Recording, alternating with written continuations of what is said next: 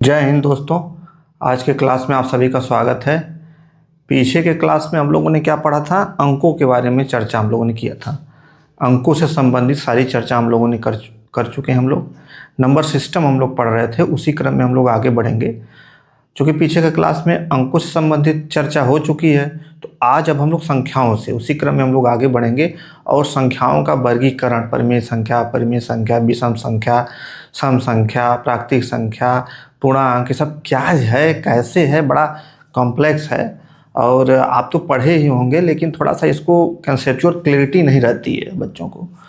तो ठीक है, आज स्टार्ट करते हैं हम लोग क्या, क्लासिफिकेशन ऑफ नंबर, संख्याओं का वर्गीकरण। ठीक है, जैसा कि मैंने बोर्ड पे लिखा भी है, तो थोड़ा इसको समझते हैं क्या है। तो संख्याओं का वर्गीकरण, क्लासिफिकेशन ऑफ नंबर्स। कई संख्याएं हैं, क्रम वाइज में आपको, चूँकि बोर्ड पे आ नहीं रहा है, तो अभी इसके बाद फिर आज सारी संख्याओं की जितनी भी संख्याएं हैं सभी के बारे में आज हम लोग डिस्कस करेंगे, और एकदम कंसेप्ट के साथ। क्योंकि स्टेट पीसीएस, यूपीएससी, एसएससी जितने भी एग्ज़ाम हैं, सारे एग्जाम में बिना कंसेप्ट के आप क्वेश्चन को सॉल्व करना थोड़ा सा, और भी नंबर सिस्टम में थोड़ी थोड़ी, जैसे कोई चीज़ अगर थोड़ी सी जानेंगे नंबर सिस्टम के बारे में, यदि थोड़ा सा जानेंगे तो फिर दिक्कत होगी आपको। थोड़ी थोड़ी यादों से नहीं काम चलेगा, आपको पूरा दिमाग में रखना पड़ेगा। क्योंकि UPSC, state PCS, SSC, CGL, ये सारी जो जितने भी एग्ज़ाम हैं, ये एकदम कंसेप्ट पे ध्यान देते हैं। ठीक है, शब्दों से खेल करते हैं, तो उसको आपको ध्यान में रखना पड़ेगा। तो संख्याओं का वर्गीकरण, क्लासिफिकेशन ऑफ नंबर्स। पहला मैंने लिखा है प्राकृतिक संख्या या प्राकृतिक संख्या, नेचुरल नंबर या काउंटिंग नंबर या गिनती वाली संख्याएं। तो प्राकृतिक संख्या, नेचुरल नंबर, काउंटिंग नंबर सब एक ही है। अगर कहीं प्राकृत संख्या लिखा हो, कहीं प्राकृतिक संख्या लिखा हो, कहीं नेचुरल नंबर लिखा हो, कहीं काउंटिंग नंबर लिखा हो, कहीं गिनती वाली संख्याएं लिखा हो, ये सारी संख्याएं जो क्या है, एक ही हैं। एक ही व्यक्ति के कई नाम हो गए, एक तरह समझिए। ठीक है, अच्छा, इसको यन से हम लोग प्रदर्शित करें। क्या है इसकी परिभाषा? गिनती वाली संख्याएं ही प्राकृतिक संख्याएं कहलाती हैं, इसे यन से प्रदर्शित करते हैं। तब यन इज इक्वल टू मझले कोष्टक में 1 2 3 4 5 6 7 8 डॉट डॉट डॉट इनफाइनाइट, अनंत, कोष्टक बंद। तो यन क्या है? Natural number. यन से इसको डिनोट करते हैं, प्रदर्शित करते हैं नेचुरल नंबर को। तो नेचुरल नंबर को हम लोग शॉर्ट में यन से लिखते हैं। तो n is equal to 1 2 3 4 5 dot dot dot infinite. तो गिनती वाली संख्याएं, जितनी भी गिनती वाली संख्याएं हैं, सब किस में आएंगी? नेचुरल नंबर में आएंगी। अब कोई भी अगर समान, जैसे आप ही के पास यदि 5 पेन है, तो आप गिनती कहाँ से स्टार्ट करते हैं? 0 से स्टार्ट करते हैं कि 1 से स्टार्ट करते हैं? 5 पेन है, जैसे कुछ भी क्वांटिटी है, किसी भी सामान की आपके पास क्वांटिटी है, पर्याप्त मात्रा में है, अब उसको बताना है कि कितनी संख्या है, तो कहाँ से आप गिनती स्टार्ट करते हैं? 0 से कि 1 से? हमेशा आप 1 से स्टार्ट करते हैं। यदि आपके पास 5 सेब है और 0 से स्टार्ट करें, तो 0 1 2 3 4 तक जाकर ख़त्म हो जाएगा, तो 4 ही आएगा। तो इसका मतलब ये है कि गिनती हम लोग कहाँ से स्टार्ट करते हैं? 1 से।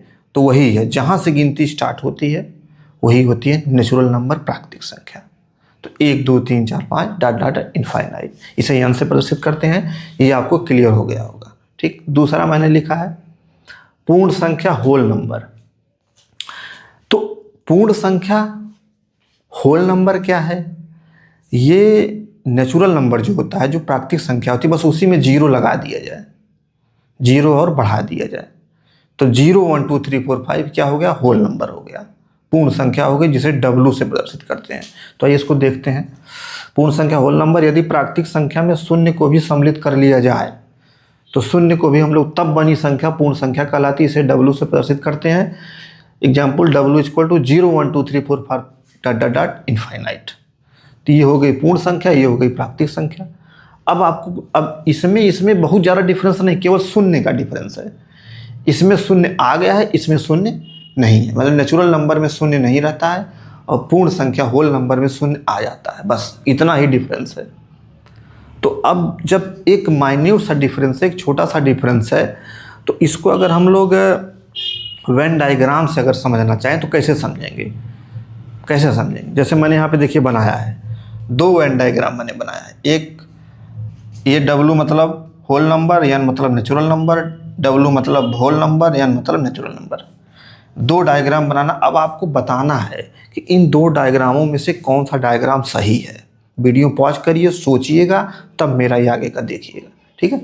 तो अब इसमें देखिए, चूंकि पूर्ण संख्या जो है होल नंबर है, इसी होल नंबर में ही प्राकृतिक संख्या आ जा रही है, तो यानी कि जो बड़ा गोला रहेगा वो किसका रहेगा? होल नंबर का, क्योंकि होल नंबर में ही प्राकृतिक संख्या समा जा रही है।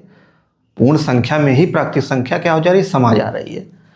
तो होल नंबर, ये होल नंबर का गोला हो गया, इसी में प्राकृतिक संख्या समा गई, तो यानी कि ये वाला क्या हो गया? सही हो गया। ये नेचुरल नंबर है, ये होल नंबर है।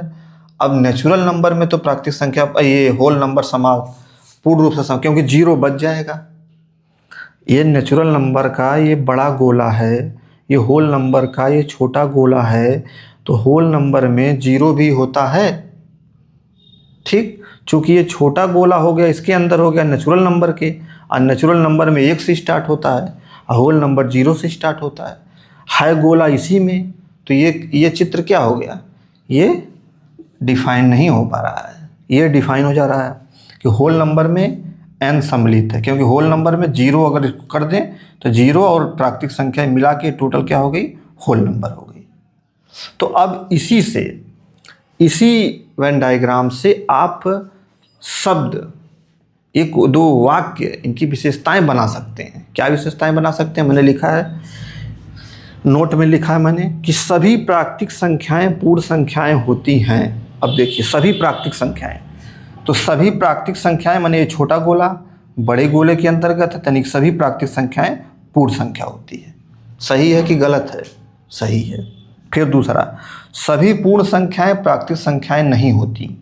सभी पूर्ण संख्याएं यानी ये बड़ा वाला गोला, सभी पूर्ण संख्याएं का मतलब ये बड़ा वाला गोला, प्राकृतिक संख्याएं नहीं होती, यानी कि ये देखिए, ये वाला गैप इतना बच रहा है ना, ये 0 बच रहा है ना, नेचुरल नंबर तो इतना ही है, 0 बच रहा है, यानी कि सभी पूर्ण संख्या प्राकृतिक संख्या नहीं होती। तो यही है, तो ये भी सही है, ये भी सही है। तीसरा मैंने, अब देखिए, इतना तो आपको समझ में आएगा कि नेचुरल नंबर होल नंबर में क्या डिफरेंस है, कैसे इसका वेन डायग्राम बनेगा और क्या क्या निष्कर्ष हम लोग निकाल सकते हैं, ये तो क्लियर हो गया होगा आपको, ठीक है? अब एक तीसरा मैंने, अब इसी जो है इसी प्राकृतिक संख्या को हम लोग 2 के विभाज्यता के आधार पर 2 भागों में विभाजित कर सकते हैं। जैसे इसी प्राकृतिक संख्या ये है 1 2 3 4। अब इसी में 2 की विभाज्यता के आधार पर, मतलब 2 से, इसमें से कुछ संख्याएं ऐसी होंगी जो 2 से विभाजित होंगी, इसमें से कुछ संख्याएं ऐसी, इसी में से कुछ संख्याएं ऐसी होंगी जो 2 से विभाजित नहीं होंगी। तो उनको 2 के विभाज्यता के आधार पर हम लोग क्या करेंगे? अलग अलग 2 और संख्याएं बन जाएंगी, जिसको हम लोग क्या कहते हैं? सम संख्या और विषम संख्या। तो आइए अब हम लोग थोड़ा सा इसको भी देख लेते हैं। 2 के विभाज्यता के आधार पर प्राकृतिक संख्याओं को 2 भागों में विभाजित किया जाता है। पहला सम संख्या इवन नंबर, दूसरा विषम संख्या ऑड नंबर। तो आइए अब हम लोग इवन नंबर और ऑड नंबर को भी देख लेते हैं। तो अभी मैंने बताया ना आपको कि प्राकृतिक संख्या 2 के विभाज्यता के आधार पर 2 भागों में हम लोग बांट सकते हैं प्राकृतिक संख्या को। जैसे प्राकृतिक संख्या में क्या है? 1 2 3 4 5 डाट इनफाइनाइट। अब इन्हीं 1 2 3 4 5 जितनी भी संख्या हैं, इनको 2 भागों में हम लोग कर सकते हैं। किस आधार पे? 2 से विभाज्य होने के आधार पे, कि कौन सी संख्या 2 से विभाज्य हो रही है, कौन सी संख्या 2 से विभाज्य नहीं हो रही है। तो जो संख्या 2 से विभाज्य हो रही है उसको एक तरफ, और जो संख्या 2 से विभाज्य नहीं हो रही है उसको एक तरफ। तो दोनों तरफ जो 2 से संख्या विभाज्य हो रही है वो एक तरफ, उसको हम लोग सम संख्या, जो 2 से विभाज्य नहीं हो रही है उसको दूसरी तरफ, उसको हम लोग विषम संख्या से डिनोट करेंगे, ठीक है? तो प्राकृतिक संख्या 2 के विभाज्यता के आधार पे, सम संख्या इंग्लिश में इवन नंबर, विषम संख्या इंग्लिश में ऑड नंबर। अब भाई इसमें देखिए ना, 1 2 3 4 5 6 7 8 9 क्या है, 1 2 3 4 5 7 8 9 क्या है, ये नेचुरल नंबर है, प्राकृतिक संख्या है। इन्हीं को हम लोग 2 भागों में कर दिए हैं। किस आधार पे किए हैं? 2 से विभाज्यता के आधार पे, कि 2 से कौन सा डिवाइड हो रहा है कौन सा नहीं। ठीक, बस अब नाम रख देना है कि जो 2 से विभाज्य हो रहा है वो सम संख्या हो गई, और जो 2 से विभाज्य नहीं हो रहा है वो विषम संख्या हो गई। बस कुछ नहीं करना आपको। तो जो 2 से पूर्णतः विभाज्य हो वो क्या हो गई, और शेषफल शून्य आता हो। जो पूर्णतः विभाज्य होगा उसका रिमाइंडर या शेषफल शून्य आएगा ही आएगा। और जो 2 से विभाज्य ना हो तो देख लीजिए, 2 से विभाज्य है 4, 2 से विभाज्य है 6, 2 से विभाज्य है 8, 2 से विभाज्य है भाई 8 भागे 2 करेंगे, 2 चौको 8, शेषफल 0। इसी प्रकार यहाँ पे देखिए 1 2 से विभाज्य है नहीं है, 3 2 से विभाज्य नहीं है। विभाज्य का मतलब शेषफल शून्य आना चाहिए, ये मेरे कहने। विभाज्य में ये भी आप कह सकते हैं कि 0.5 आया, 0 कुछ आया, नहीं, शेषफल शून्य आना चाहिए। विभाज्य का मतलब यही है। यदि विभाज्य नहीं है तो शेषफल शून्य नहीं आ रहा है, ये दिमाग में रखना है। तो ये भी देखिए नहीं हो रहा है। ठीक, तो सम संख्या विषम संख्या आप समझ गए होंगे। अब एक चीज़ और दिमाग में, अब इससे एक परिभाषा आप निकाल सकते हैं। क्या परिभाषा निकाल सकते हैं? कि सभी सम संख्याएं प्राकृतिक संख्याएं होती हैं। क्या मैंने बोला? सभी सम संख्याएं प्राकृतिक संख्याएं होती हैं। भाई प्राकृतिक संख्याओं में से ही तो हम लोग सम संख्या निकाले हैं, तो हम लोग बोल सकते हैं ना कि सभी सम संख्याएं प्राकृतिक संख्याएं होती हैं। इसी प्रकार से हम लोग बोल सकते हैं कि सभी विषम संख्याएं प्राकृतिक संख्याएं होती हैं। क्यों? क्योंकि प्राकृतिक संख्याओं में से ही हम लोग विषम संख्याएं निकाले हैं, उसी में से छांट कर अलग अलग किए हैं ना। तो हम लोग ये बात कह सकते हैं कि सभी सम संख्याएं प्राकृतिक संख्याएं होती हैं और सभी विषम संख्याएं प्राकृतिक संख्याएं होती हैं। ठीक है, सभी प्राकृतिक संख्याएं सम संख्याएं नहीं होती हैं। कह सकते हैं ये?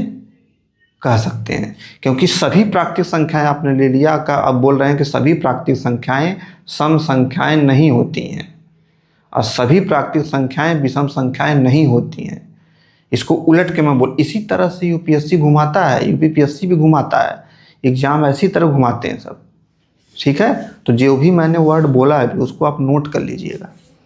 क्या मैंने बोला है एक बार और दिमाग में रखिए कि सभी सम संख्याएं प्राकृतिक संख्याएं होती है, पहला। दूसरा, सभी विषम संख्याएं प्राकृतिक संख्याएं होती हैं। तीसरा, सभी प्राकृतिक संख्याएं सम संख्याएं नहीं होती हैं।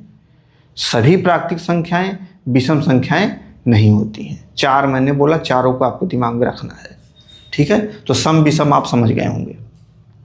अब देखिए, सम और विषम में आप देखेंगे दो क्रमागत सम संख्याओं के बीच का अंतर क्या है? 4 और 2 क्रमागत है, क्रम से जुड़ा है। तो 4 में से 2, फिर 4 6 ले ली 2, 6 8 में से 6 या 2, यानी 2 क्रमागत सम संख्याओं का अंतर क्या आ रहा है? 2 आ रहा है। ठीक, इसी प्रकार 2 क्रमागत विषम संख्याओं का अंतर क्या आ रहा है? 3 में से 1 या 2, 5 में से 3 या 2, 7 में से 5 या 2, 9 में से 7 या 2, यानी कि 2 क्रमागत विषम संख्याओं का अंतर भी 2 क्रमागत सम संख्याओं का अंतर भी 2। तो यही मैंने आगे नोट में लिखा है कि 2 क्रमागत कंजिक्यूटिव सम या विषम संख्याओं का अंतर सदैव 2 होता है। तो इसी से देखिए, आपको याद नहीं करना है, मैंने लिख दिया है, आपको भूले ना आप। ठीक है, अच्छा अब कैसे? अब जैसे क्वेश्चन में दे दिया कि कोई विषम संख्या मान लीजिए 5 है, तो उसके अगली वाली विषम संख्या क्या होगी? तो अंतर तो 2 है, तो 5 2 7, अगली 7 होगी। तो ठीक इसी प्रकार मैंने उदाहरण लिया है, क्वेश्चन लिया है कि माना कोई विषम संख्या x है, तब अगली विषम संख्या क्या होगी? तो जब विषम संख्या x है तो अगली विषम संख्या अंतर 2 होता है, तो x + 2 हो गया। क्यों x + 2 हुआ? क्योंकि 2 क्रमागत विषम संख्याओं का अंतर 2 होता है। इसी प्रकार माना कोई सम संख्या y है, तब अगली सम संख्या क्या होगी? तो आंसर y + 2। क्यों? क्योंकि 2 क्रमागत विषम संख्याओं का अंतर 2 होता है। ये बात क्लियर हो रही है कि यह x + 2 कैसे हुआ? अरे भाई, कोई विषम संख्या x है तो उसके अगली वाली विषम संख्या क्या होगी? जैसे यहाँ पे 2, यहाँ पे देखिए, जैसे यहाँ पे ये एक विषम संख्या है, अब 1 के आगे वाली विषम संख्या क्या होगी? 3 है यहाँ पे, तो अंतर क्या है, 2 है, तो यानी कि 2 और 1 जोड़ देंगे तो 3 हो जाएगा। तो इसी 1 को मान लीजिए x, इसमें ये 2 जोड़ दीजिए तो x + 2 आ गया, यानी 3 आ गया। समझ में आ रही बात? तो यही है, ठीक। तो ये सम संख्या विषम संख्या यही इसका है, इसमें और कोई बहुत विशेष नहीं है, बस इतना ही समझना है इसको समझ लीजिएगा तो फिर आगे का वीडियो देखिएगा। तो अब आइए आगे थोड़ा सा सम संख्या और विषम संख्या की एनालिसिस करते हैं, इनका जोड़ घटाना गुणा भाग, फिर सम का, फिर विषम का, फिर दोनों को मिक्सचर का, फिर उनकी घातों का क्या होता है, आइए हम लोग उसको भी थोड़ा डिस्कस करते हैं। सम और विषम से संबंधित चर्चा। अब देखिए इसमें मैंने पूरा डिटेल बनाया है और उदाहरण सहित बनाया है, इसको थोड़ा सा आप लोग समझ लीजिए। समझ लेंगे तो अच्छा, यहाँ पे मैंने सम लिखा है, विषम लिखा है, संख्या नहीं लिखी है, तो इसका कोई मतलब है वो मैं अभी जब पूर्णांक बता दूंगा, इंटीजर बता दूंगा, उसके बाद ये क्लियर होगा कि ऐसा मैंने क्यों किया है। सम संख्या क्यों नहीं लिखा है, क्यों केवल सम लिखा है, विषम लिखा है। ऐसा नहीं है कि बोर्ड में स्थान कम है तो मैंने सम विषम लिख दिया, उसका कारण है लिखने का सम और विषम का, ठीक है। सम संख्या क्यों नहीं लिखा, केवल सम लिखा, विषम संख्या क्यों नहीं लिखा, केवल विषम लिखा, उसका कारण है। अभी वो कारण आपको आगे आके स्पष्ट होगा जब मैं आपको इंटीजर पूर्णांक बता दूंगा, ठीक है। तो आइए पहले इसको समझते हैं, सम और विषम संबंधी चर्चा। पहले सम का जोड़ घटाना गुणा भाग देख लेते हैं। सम का, तो सम को सम से जोड़ेंगे तो सम आएगा, देख लीजिए। 2 क्या है, मैंने उदाहरण लिया, 2 क्या है, सम है। ये जितना भी है ये आपको संख्या, दिमाग में संख्या रखनी है कि सम 2 है, फिर 6 भी 2 है, तो 6 2 8, आंसर 8 है, 8 भी क्या है, सम है। तो सम plus sum equal to some आ गया, यानी कि सम plus sum equal to some. देखिए 2 उदाहरण मैंने लिया है, 6 + 2 8, 8 भी सम है, 8 + 2 10 भी सम है। तो 8 और 10 सम है, यानी कि सम और सम को कोई भी संख्या जोड़ेंगे, किसी भी सम संख्या में किसी भी संख्या को जोड़ेंगे तो क्या आएगा, सम आएगा, ठीक। दूसरा, सम का सम से अंतर, किसी भी सम संख्या से सम संख्या घटाएंगे तो क्या आएगा, सम संख्या आएगा। कैसे, आप कोई भी नंबर लेके देख लीजिएगा, मैंने जो उदाहरण लिया है आपको समझाने के लिए लिया है, आप कोई भी नंबर डाल के देख लीजिएगा, वही आएगा जो मैंने लिखा है। तो सम minus sum equal to some. देखिए 6 सम है, 2 भी सम है, तो 6 में से 2 जाए 4 आ गया, 4 भी क्या हो गया, सम हो गया। 8 सम है, 2 सम है, 8 में से 2 जाए 6, 6 भी सम हो गया, तो ये हो गया। यानी कि 2 सम संख्याओं का अंतर सदैव सम संख्या होती है।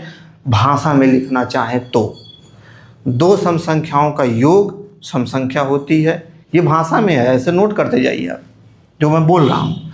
सम गुणे सम, 2 सम संख्याओं का गुणनफल सदैव सम संख्या होती है। कैसे, 2 × 8 16, 10 × 20 200, 16 भी सम संख्या है, 200 भी सम संख्या है, ठीक है, दिमाग में रखा। 2 सम संख्याओं का भाग क्या होगा, तो सम भागे सम, सम / विषम / अविभाज्य, मतलब तीनों में से कोई भी हो सकता है। 2 सम संख्याओं का जो आपस में भाग देंगे तो या तो सम आएगा या विषम आएगा या अविभाजित रहेगा, विभाज्य ही नहीं होगा। कैसे, देखिए 8 भागे 2 मैंने लिया, 8 भी सम है, 2 भी सम है, आंसर क्या आया, 4, 4 क्या है, सम आ गया, ठीक। लेकिन फिर 6 भी सम है और 2 भी सम है। दूसरा उदाहरण लिया, 2 × 3 = 6, 3 आ गया, 3 क्या है, विषम हो गया। इसी प्रकार 16 और 10 है, 16 और 10 दोनों सम है, भाग दिया तो 1.6 यानी अविभाजित है, तो ये हो गया। अब इन तीनों के अलावा सम में सम से भाग देंगे तो इन 3 के अलावा और कुछ नहीं आएगा, इन्हीं तीनों में से कोई एक आएगा। तो क्या आप बोलेंगे कि 2 सम संख्याओं का भाग या अनुपात, 2 सम संख्याओं का अनुपात का रिजल्ट, परिणाम क्या होगा, या तो सम संख्या होगी या विषम संख्या होगी या अविभाजित रहेगा। आप ये चीज़ लिख सकते हैं भाषा के रूप में। अब आइए विषम संख्याओं का जोड़ घटाना गुणा भाग देख लेते हैं। विषम प्लस विषम सम, कैसे, 2 विषम संख्याओं का योग सदैव सम संख्या होती है। कैसे, समझिए इसको। 1 + 3 4, 1 क्या है, विषम है, 3 क्या है, विषम है, 4 क्या है, सम है, तो रिजल्ट सम आ रहा है, तो सम मैंने लिख दिया। दूसरा उदाहरण, 5 विषम, 7 विषम, 12 क्या है, सम है, तो ये लिख दिया। तो ये चीज़ समझ में आए। तो इसको भाषा में कैसे लिखेंगे, दो विषम संख्याओं का योग सदैव सम संख्या होती है, दिमाग में रखेंगे। विषम और विषम का अंतर क्या है, सम आता है। कैसे, 7 में से 5 जाए, ये आप अपने भी दिमाग से आप कोई भी नंबर लेके देख लीजिएगा। उदाहरण के लिए मैंने लिया है 7 - 5 = 2। 2 क्या है, सम संख्या है। 5 क्या है, विषम है। 7 क्या है, विषम है, यानी विषम में से विषम घटा दिए तो सम आ गया। 9 क्या है, विषम है। 5 क्या है, विषम है। 4 क्या है, सम। 9 - 4 4 सम हो गया। यानी कि दो विषम संख्याओं का अंतर सदैव सम संख्या होती है। तीसरा, विषम गुणे विषम, विषम आता है। 1 × 5 5 आ गया, 9 × 7 63 आ गया। 5 भी विषम है, 63 भी विषम है। इसी प्रकार विषम भागे विषम, यानी विषम संख्या में विषम संख्या से भाग देंगे तो या तो विषम संख्या आएगी रिजल्ट में, या अविभाजित रहेगा, भाग ही नहीं जाएगी। 7 भागे 7 1 आ गया, 1 विषम संख्या है। 7 भागे 5 1.4। अच्छा, 7 5 मैंने क्या लिखा, 7 विषम है, 5 भी विषम है। आप भी कुछ भी ले सकते हैं, बस विषम लेना है। ठीक, इन्हीं दोनों रिजल्ट में से कोई आएगा। तो क्या इसका भाषा में लिखेंगे कि दो विषम संख्याओं का भाग या तो विषम संख्या होगी या अविभाजित रहेगा। ठीक है। तीसरा, अब सम और विषम दोनों को मिक्स करके देखा जाता है। तो पहले जोड़ देख लीजिए, सम और विषम जोड़ेंगे, माने एक सम संख्या रहेगी, एक विषम संख्या रहेगी, दोनों को जोड़ेंगे तो जो रिजल्ट आएगा वो विषम आएगा। कैसे, एग्जाम्पल से 2 + 5 = 7। 2 क्या है, सम है। 5 क्या है, विषम है। 7 आ गया। 8 + 9 17 आ गया। 17 क्या है, विषम है। 8 क्या है, सम है। 9 क्या है, विषम है। तो देखिए, तो क्या लिखेंगे, एक सम संख्या दूसरी विषम संख्या, दोनों को आपस में जोड़ेंगे तो क्या आंसर आएगा, विषम आएगा। इसी प्रकार सम और विषम का अंतर विषम आएगा। 8 - 1 = 7, 16 - 5 = 11। देख लीजिए, मिला लीजिए। आप भी अपना कोई उदाहरण ले लीजिएगा। सम गुणे विषम = सम। 2 × 5 = 10 आ गया, 10 सम है। 8 × 1 ये 8 आ गया, सम है। इसी प्रकार सम भागे विषम, सम या अविभाजित, यानी कि सम संख्या में दूसरी विषम संख्या से भाग देंगे तो या तो सम आएगा या तो अविभाजित हो जाएगी। 18 में 3 से भाग देंगे तो 6 आ गया। 18 क्या है, सम संख्या है। 3 क्या है, विषम संख्या है। 6 क्या है, सम संख्या है। 20 क्या है, सम है। 7 क्या है, विषम है। लेकिन 2.8 आ रहा है, यानी अविभाजित है। तो ये इसका उदाहरण है, ये इसका उदाहरण है। ठीक, तो अभी तो हम लोगों ने केवल दो संख्याओं को जोड़कर, गुणा भाग कर कर, घटाना करके देखा। लेकिन अगर 2 से अधिक होंगी तब क्या करेंगे आप? कुछ नहीं करना, यही फॉलो होगा। कैसे फॉलो होगा? अरे भाई, जैसे एग्जाम्पल मैं लेता हूँ, सम प्लस सम प्लस सम। अब 3 सम आ गया, मैंने आपको 2 ही बताया है, मैंने तो 2 ही बताया है। तो 2 सम का तो बताया ही हूँ मैं कि 2 सम निकालेंगे तो क्या आएगा, सम आएगा। यहाँ पे मैंने बताया 2 सम को जोड़ेंगे तो सम आएगा, तो सम आ गया। फिर ये प्लस सम, तो फिर सम प्लस सम, सम प्लस सम सम, यानी कि आंसर क्या आएगा, 3 का सम ही आएगा। तो 3 सम संख्याओं का योग सदैव सम संख्या होती है। ऐसे 4 5 6 आप निकाल सकते हैं आगे चल के। जैसे मैं एक और एग्जाम्पल लेता हूँ, इसको आप वीडियो पॉज करके इसको नोट कर लीजिएगा। ठीक, जैसे ये विषम गुणे विषम है ना, इसका एग्जाम्पल लेते हैं। तो अगर 3 विषम आ गया तब क्या करेंगे? तो विषम गुणे विषम, विषम आ गया, फिर अगला विषम है तो विषम गुणे फिर विषम ही आएगा। लेकिन अगर इसी विषम में सम का गुणा हो गया तो क्या हो जाएगी संख्या, तो सम संख्या आ जाएगी। कैसे, थोड़ा समझिए इसको। जैसे विषम गुणे विषम, जैसे विषम गुणे विषम गुणे सम। अब ये क्या आएगा, तो विषम गुणे विषम, ये तो मैंने आपको बताया कि विषम ही आएगा एग्जाम्पल से। तो चलो एग्जाम्पल एक समझते हैं। 1 × 5 ले लो, सम संख्या में कोई भी ले लो, 2 4 6 8। चलो हम लोग 8 ले लेते हैं। अब क्या आ रहा है, 5 × 8 = 40। 40 क्या है, 40 कौन सी संख्या है, सम है कि विषम है? सम है, क्योंकि 2 से डिवाइड हो रही है। तो क्या आया कि कितना भी विषम संख्याओं को गुणा कर लीजिए, यदि उसमें एक सम संख्या से आपने गुणा कर दिया तो वो किस में कन्वर्ट हो जाएगी, सम संख्या में, उसका रिजल्ट सम संख्या आएगा। कितनी भी विषम संख्याओं का गुणा कर लीजिए उसका रिजल्ट विषम संख्या ही आती है, लेकिन उन विषम संख्याओं के गुणनफल में यदि एक सम संख्या से आपने गुणा कर दिया तो उसका रिजल्ट सम संख्या आती है। इसको बात को ध्यान में रखना है। तो ये दो दो का मैंने बताया, 3 का, 4 का, 5 का, ऐसे आप कितनों भी ले सकते हैं, ठीक है।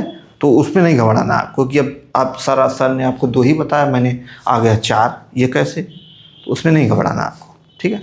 अच्छा, एक चीज़ और मैंने यहाँ पे नीचे लिखा, इसको मैंने अभी तक नहीं बताया है, इसको भी थोड़ा समझिए। अब इसको थोड़ा सा समझ लीजिए। जैसे पहला मैंने लिखा, सम संख्या की पावर सम या विषम होगी तो उसका आंसर सम आएगा। किसी भी सम संख्या की पावर यानी घात सम हो या विषम हो, आंसर में हमेशा सम आएगा। कैसे? एग्जाम्पल से, 2 क्या है, सम संख्या है, पावर क्या है 2, ये भी सम संख्या, तो सम संख्या की पावर सम संख्या, रिजल्ट आया 4, यानी ये भी क्या है, सम है। सम संख्या की पावर विषम संख्या 3 है, रिजल्ट आया 8, यानी 4 और 8 दोनों क्या है, सम संख्या है। तो मैंने यहाँ पे लिखा है कि रिजल्ट हमेशा सम संख्या ही रहेगी। इसी प्रकार विषम का देख लीजिए दूसरा, किसी भी विषम संख्या की पावर यदि सम या विषम हो तो उसका रिजल्ट सदैव विषम आता है। कैसे? एग्जाम्पल से, 1 क्या है, विषम है, इसकी पावर 2 सम है, विषम की पावर सम इज इक्वल टू 1 आ गया। 1 क्या है, विषम है, तो विषम विषम, 1 पावर 3 यानी कि विषम की पावर विषम इज इक्वल टू विषम। इसी प्रकार निगेटिव, कोई भी निगेटिव नंबर है, -5, -3, -2, -1, -8, निगेटिव नंबर कोई भी है, यदि उस निगेटिव नंबर की पावर सम संख्या है तो उसका रिजल्ट सदैव पॉजिटिव में ही आएगा। कैसे? ये मैंने आपको बताया था, इसका रिजल्ट ये मैं डिस्कस कर चुका हूँ। कैसे? देखिए, इसको थोड़ा समझ लीजिए। इसको समझ लेंगे तो, ऐसे मैंने बता चुका हूँ मैं आपको, माइनस का पावर सम, यही है ना। इसको मैं मिटा देता हूँ थोड़ा सा, आप नोट कर लीजिएगा। देखिए, माइनस का पावर सम, यही ना। अब ये माइनस है, जैसे मान लीजिए -5 ले लीजिए, इसकी पावर 4 ले लीजिए, या कम ले लीजिए, गुणा करने में आसानी रहेगी, 2 ले लीजिए। चलिए, -2 की पावर 4, तो यहाँ पे लिखा है ना कि माइनस की पावर यदि सम संख्या है तो पॉजिटिव में आएगा। तो कैसे पॉजिटिव में आएगा? ये -2 है तो -2 पावर 4 का मतलब 4 बार गुणा -2 का, समझ में आ रहा है? -2 -2 -2 -2, 4 बार है तो 4 बार गुणा हो जाएगा, ठीक। अब देखिए, पीछे मैं आपको बता चुका हूँ कि माइनस गुणे माइनस इक्वल टू प्लस होता है। ये मैं आपको बता चुका हूँ पहले ही लेक्चर में, हमको लगता है पहले ही लेक्चर मैंने बताया था। तो माइनस गुणे, देखिए माइनस गुणे माइनस गुणे माइनस, देखिए 4 माइनस हैं, ये दोनों माइनस मिलके प्लस हो गए, गुणे ये दोनों माइनस मिलके प्लस हो गए, तो प्लस गुणे plus equal two plus. Answer क्या आएगा? पॉजिटिव। तो यहाँ पे मैंने क्या लिखा है? पॉजिटिव। अब ये गुणा कर लीजिए, 2 दूनी 4, 2 8, 2 16, प्लस 16 आएगा, या 16 कर लीजिए उसको। ठीक इसी प्रकार विषम का कर लीजिए, यहाँ 4 था तो यहाँ 5 कर लीजिए, बस विषम हो जाएगा। 1 - 2 और बढ़ जाएगा यहाँ पे, तो यहाँ पे अंतिम रिजल्ट प्लस में आया था तो 1 माइनस कर देंगे तो माइनस इक्वल टू माइनस में आ जाएगा। प्लस गुणे माइनस इक्वल टू माइनस, ये मैं आपको बता चुका हूँ मेरे भाई, ठीक है। तो माइनस का विषम माइनस, एग्जाम्पल में -2 की पावर 1 -2, ठीक। समझ में आई बात? एक चीज़ और मैं आपको अभी मैंने ये बताया था, नोट कर लीजिएगा उसको। एक मैंने बताया था आपको कि विषम संख्या का सम संख्या बार योग, विषम संख्या का सम संख्या, यदि विषम संख्या का सम संख्या बार योग करेंगे तो रिजल्ट क्या आएगा? समझ में आ रहा है बात? मैंने क्या क्वेश्चन पूछा आपसे कि यदि विषम संख्या का सम संख्या बार योग, माने 1, 3, 5, 7, ये सब विषम संख्या है, इनका सम संख्या बार योग यानी कि 1, 2, 3, 4 बार योग, ठीक है, तो कितना आ जाएगा? 16 आ जाएगा, यानी कि रिजल्ट क्या आएगा? 16। तो मैंने भाषा में बोला कि विषम संख्या का सम संख्या बार योग सदैव सम संख्या होती है, नोट कर लीजिएगा। दूसरा, विषम संख्या का विषम संख्या बार योग, यानी 7 है तो इसी में और थोड़ा सा जोड़ दीजिए, 9 कर लीजिए। चलिए, क्योंकि विषम संख्या ही लेनी है, ये विषम संख्या ही लेनी है, 1 3 5 7 9 विषम संख्या ही लेनी है। अब विषम संख्या बार योग करना है, तो 1 2 3 4 5 बार, 5 विषम है तो जोड़ लीजिए, 3 1 4 5 9 7 16 9 25। 25 क्या है? विषम संख्या है। तो 2 सेंटेंस मैंने बताए। पहला कि विषम संख्या का सम संख्या बार योग सम संख्या होगी, विषम संख्या का विषम संख्या बार योग विषम संख्या होगी। ये दिमाग में आप रखेंगे और इसको भी दिमाग में रखेंगे। ये सारी चीज़ें आगे आने वाले चैप्टरों में यूज होंगी, ऐसे ही मैं नहीं बता रहा हूँ। और यूपीएससी तो कभी कभी इसको क्या कर देती है, स्टेटमेंट में दे देती है कि सम संख्याओं का सम संख्या बार योग क्या होगा, या सम संख्या होती है सही है कि गलत है, इसे दे देगा तो दिक्कत हो जाएगी। ठीक है, तो ये सम व विषम से संबंधित चर्चा हो गई। ठीक, और अभी ये चीज़ और ये भी क्लियर हो जाएगा कि सम संख्या मैंने क्यों नहीं लिखा, सम विषम ही लिखा क्यों, ये अभी क्लियर होगी। लेकिन थोड़ा सा आइए हम लोग इंटीजर के बारे में समझ लेते हैं। पूर्णांक इंटीजर, अब देखिए इसको समझ लीजिए, अच्छे से इसको समझ लीजिए, क्योंकि इसके बाद मैं आपको एक कंसेप्ट बताऊंगा पूर्णांक के बाद कि 0 सबसे छोटी सम संख्या कौन सी है, कब 2 होगी कब नहीं होगी, क्या है अभी आगे मैं बताऊंगा। इसको समझ लीजिए अच्छे से। पूर्णांक में, अब पूर्णांक में सारी चीज़ें आ जाती हैं, सभी 0 1 2 3 फिर -1 -2, मतलब सारी जितनी भी संख्याएं हैं सब लगभग पूर्णांक में आ जाएंगी, केवल किसको छोड़कर, भिन्न को छोड़कर। ठीक है, तो पूर्णांक में धन पूर्णांक, ऋण पूर्णांक, शून्य मैंने लिखा ही है। पॉजिटिव इंटीजर, धन पूर्णांक को क्या कहा जाता है? Positive integer. ऋण पूर्णांक को निगेटिव इंटीजर। और 0 पॉजिटिव इंटीजर में 1 2 3 4 5 6 डॉट डॉट डॉट इनफाइनाइट। इसमें ऋण पूर्णांक में निगेटिव इंटीजर में -1 -2 -3 -4 -5 -6 डॉट डॉट डॉट इनफाइनाइट, और 0 तो है ही। ठीक, पॉजिटिव इंटीजर, अच्छा इस पूर्णांक को जेड से प्रदर्शित करते हैं, तो इन सबको मिलाकर कैसे लिखेंगे? अतः जेड बराबर 0 +-1 +-2 +-3, अरे भाई +1 इसमें है -1 इसमें है, तो +-1 एक साथ हो गया, +-2 यानी 2 इसमें है -2 इसमें है, +-2 इस तरह करके +-8 डॉट डॉट इनफाइनाइट। तो जेड से इसको निरूपित करते हैं। अब देखिए इसको मैं संख्या रेखा पर भी मैंने दर्शाया है, संख्या रेखा पर कैसे, ये है नंबर लाइन, और यहाँ पे देखिए ना, यहाँ पे 0 है, ये मैंने संख्या रेखा लिखा है, ये संख्या रेखा है। ऋण पूर्णांक 0 से ऋण की तरफ, धन पूर्णांक इधर, ऋण पूर्णांक इधर, तो 0 के आगे और 0 से पीछे, 0 से आगे धन पूर्णांक, 0 के पीछे ऋण पूर्णांक, और 0 भी रहेगा। तो 0 धन पूर्णांक ऋण पूर्णांक ये सब मिला के क्या कहलाता है? इंटीजर पूर्णांक कहलाता है। ठीक, अब यहाँ पे देखिए मैंने इसको अलग छांट दिया है कि -1 अब देखिए इसी पूर्णांक में अब देखेंगे ना, तो कुछ विषम पूर्णांक निकाल सकते हैं, कुछ सम पूर्णांक निकाल सकते हैं। अब विषम पूर्णांक का मतलब जो 2 से विभाजित ना हो, तो -1 -3 -5 ये सब क्या है? सब विषम पूर्णांक है, ऑड इंटीजर इसलिए मैंने लिखा। -2 -4 -6 ये सब क्या है? सम पूर्णांक है, इवन इंटीजर मैंने लिखा।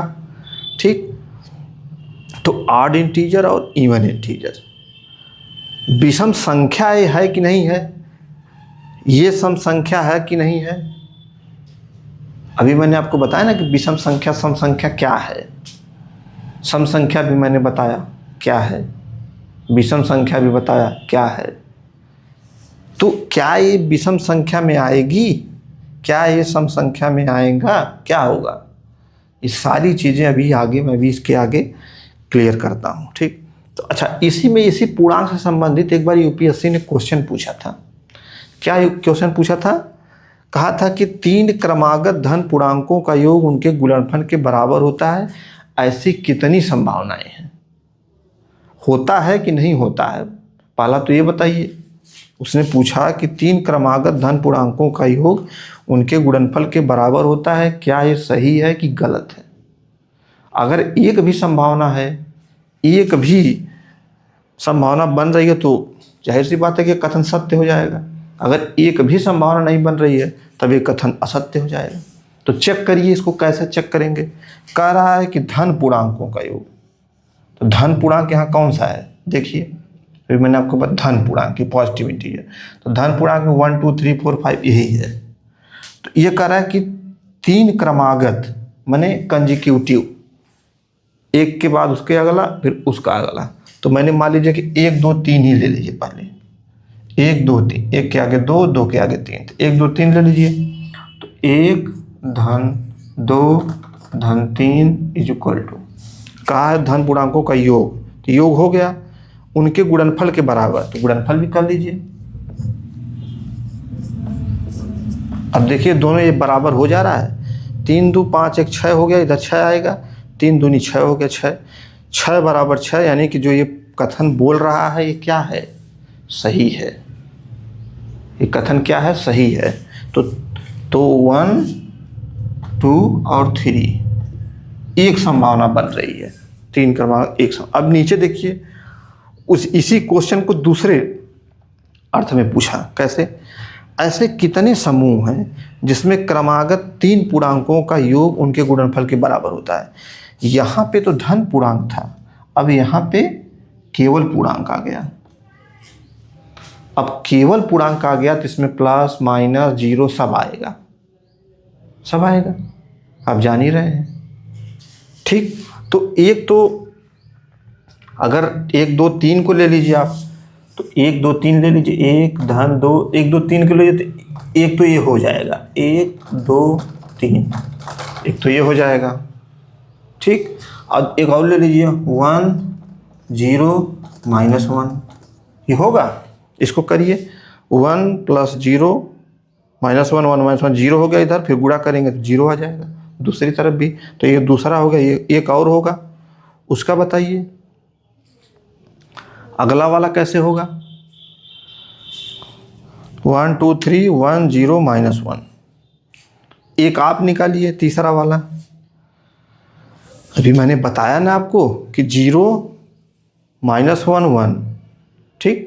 इसी प्रकार आप -1 -2 -3 भी ले सकते हैं, ले लीजिए, -1 -2 -3, 3 संभावनाएं इसमें बन रही है। अब देखिए 1 2 3 को तो मैंने यहाँ बता दिया, 1 0 -1 को भी आप निकालेंगे तो पहले इन तीनों को जोड़ेंगे, तो जब जोड़ेंगे तो आ जाएगा 0, जोड़ने पे फिर गुणा करेंगे तो भी 0 आएगा, तो 0 बराबर 0, यानी कि ये क्या हो गया, इस कथन को ये सेटिस्फाई कर रहा है। इसी प्रकार इसको करेंगे, 3 दूनी 6 1 6 -6 आएगा, और जोड़ेंगे भी तो 3 2 5 1 6 -6 आएगा। तो ये 3 संभावनाएं बन रही हैं। तो यदि पूर्णांक बोलेगा तो 3 संभावनाएं बनेंगी, धन पूर्णांक बोलेगा तो एक ही संभावना बनेगी। तो केवल शब्दों से खेला जा रहा है। यहाँ पे शब्द है, देखिए, धन पूर्णांक पूर्णांक, बस धन जोड़ दिया तो आंसर चेंज हो गया। ये क्वेश्चन आपको समझ में आया कि इसका क्या मतलब है? बस इसी पूर्णांकों को रख रख के आपके दिमाग में रखना है, ठीक है। विषम पूर्णांक क्या है ये आपको क्लियर हो गया होगा, सम पूर्णांक क्या है ये भी क्लियर, सारी चीज़ें। अब इसको ऐसे ही आप नोट कर लीजिए। अब आइए कुछ चीज़ों पे बात करते हैं कि 2 छोटी सम संख्या है कि नहीं है, 0 क्या है, सम पूर्णांक है क्या है। आइए अब उसके बारे में थोड़ा डिस्कस हम लोग करते हैं। सम व विषम संख्या का पूर्ण विश्लेषण। अब हम लोग सम संख्या और विषम संख्या से संबंधित जितने भी मिसकंसेप्शन हैं, जितने भी भ्रम हैं, आज मैं आपका सारा भ्रम दूर कर दूंगा। क्या भ्रम आते हैं कि सबसे छोटी सम संख्या, सबसे छोटी विषम संख्या, ये सारी चीज़ें आती है तो आप कंफ्यूज होते होंगे कि 2 है, क्या है, क्यों ये नहीं है। ये सारी चीज़ें आज मैं आपको क्लियर कर देता हूँ, और इससे संबंधित जितने भी क्वेश्चन हैं एकदम क्लियर शीशे की तरह। देखिए, मैंने परिभाषा लिखा है, हालांकि परिभाषा मैंने अभी आपको पीछे लिखवाया था, लेकिन उसी परिभाषा को हम लोग थोड़ा मैथमेटिकल रूप में, गणितीय रूप में हम लोग थोड़ा इसको प्रदर्शित कर रहे हैं। जैसे सम संख्या इवन नंबर, विषम संख्या ऑड नंबर।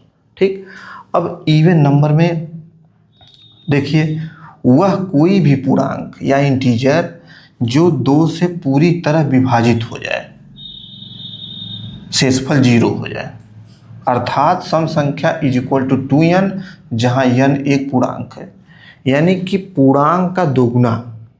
n क्या है? पूर्णांक है। पूर्णांक मैंने अभी बताया आपको इंटीजर, कि जिसमें पूर्णांक में क्या क्या 0, 1, 2, 3, 4, 5, 6 डॉट इनफाइनाइट, और फिर -1, -2, -3, -5 डॉट इनफाइनाइट। मैंने 0 +, -1 +, -2 ये सब रहेगा। तो n का मतलब यही है कि 0 +, -1 +, -2 +, -3। तो यहाँ के n का मान रखते जाएंगे, सम संख्या निकलती जाएगी। तो जैसे n का मान 0 रखेंगे तो सम संख्या 0 आ जाएगी, 1 रखेंगे तो 2 आ जाएगी, -1 रखेंगे तो -2 आ जाएगी। ठीक, तो ऐसे सम संख्या निकलती जाएगी। तो ये गणितीय रूप है, उसी जो अभी मैंने परिभाषा लिखवाई थी आपको, उसी का एक गणितीय रूप है। फिर विषम संख्या ऑड नंबर, फिर वही कि वह कोई भी पूर्णांक जो 2 से विभाजित ना हो, जिसमें शेषफल 1 हो। ठीक यही चीज़ मैंने पीछे लिखवाई थी अभी इसी वीडियो में, लेकिन इसी जो लिखवाया मैंने, उसी को मैंने इसको थोड़ा गणितीय रूप में दे दिया। तो विषम संख्या इज इक्वल टू 2n + 1, जहाँ n एक पूर्णांक है। यहाँ भी समझ गए होंगे, 2n + 1 यानी पूर्णांक का दोगुना +1 उसमें जोड़ देंगे तो वो क्या आ जाएगी? विषम संख्या आएगी। ठीक, ये दोनों चीज़ आपकी क्लियर है। ठीक, अब यहाँ पर मैंने लिखा है कि गणित के आधुनिक नियमों के अनुसार उपरोक्त संख्याएं केवल धनात्मक ही नहीं होती हैं, बल्कि धनात्मक, ऋणात्मक एवं शून्य होती हैं। उपरोक्त संख्याएं का मतलब होता है सम संख्या और विषम संख्या, यानी कि सम संख्या और विषम संख्या केवल धनात्मक नहीं होती हैं, यह ऋणात्मक भी हो सकती हैं और शून्य भी उसमें हो सकता है। अब आप शुरू से, बचपन से आप पढ़े होंगे कि 2, 4, 6, 8 ये जितनी भी धनात्मक संख्याएं हैं, जिसमें नेगेटिव नहीं है, यही हमारी क्या है? सम संख्याएं।